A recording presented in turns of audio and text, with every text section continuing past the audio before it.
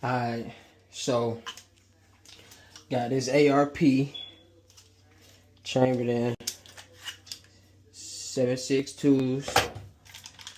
It's clear, nothing in there. Custom built, PSA lower, nice arm coat upper. I got this slanted foregrip on here, some heat guards, green beam with the light. This shit dead right now, but you see it. Got the sights on the side over here. Got this bad boy at the top. What? B5 grip. Put a stock. Changed out the buffer tube. All that good stuff.